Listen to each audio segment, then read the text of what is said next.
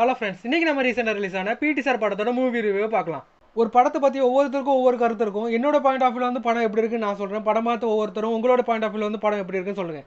First கதையோட one line என்னன்னு பார்ப்போம். ஈரோட்டில் தியாகராஜன் நடத்துகிற ஒரு பெரிய பணக்கார ஸ்கூலில் பிடி டீச்சரை வேலை பார்த்துக்கிட்டு இருக்காரு நம்ம ஹீரோ. பையனோட ஜாதகத்தில் பெரிய பிரச்சனை இருக்குன்னு ஜோசியர் சொன்னதுனால தன்னை சுற்றி என்ன பிரச்சனை நடந்தாலும் அது எடுத்து கேள்வி கேட்கக்கூடாதுன்னு ஹீரோட அம்மா ஹீரோவை வளர்க்குறாங்க. இந்த படத்தில் நம்ம ஹிப்ஹாப் தமிழ் ஆதியோட கேரக்டர் பேர் கனகவேல். ஸ்கூலில் தான் கூட வேலை பார்க்குற இங்கிலீஷ் டீச்சரான வானதேவியை நம்ம கனகவேல் லவ் பண்ண 2 பேருக்கும் என்கேஜ்மெண்ட் நடக்குது. இந்த நேரத்தில் நம்ம ஹீரோவோட எதிர் வீட்டில் இருக்கக்கூடிய அனிகாவுக்கு செக்ஷுவல் அபியூஸ் நடக்குது.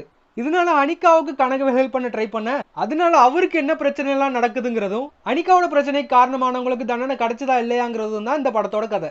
படத்துல எல்லாருக்கும் பிடிச்ச ஒரு பிடி சாரா எனர்ஜெட்டிக்கான ஒரு யங்ஸ்டரா வராரு நம்ம ஹிப்ஹாப் ஆதி. என்னதான் நம்ம ஹீரோ கதைக்கு தேவையான நடிப்பை படத்துல காட்டியிருந்தாலும் அவர் நடிக்கிற பெரும்பான்மையான கதைகள்ல இதே மாதிரியான கேரக்டர்ஸ் இருக்கிறதுனால பார்த்ததே திரும்ப திரும்ப பார்க்குறோமோ லைட்டாக போர் அடிக்குது.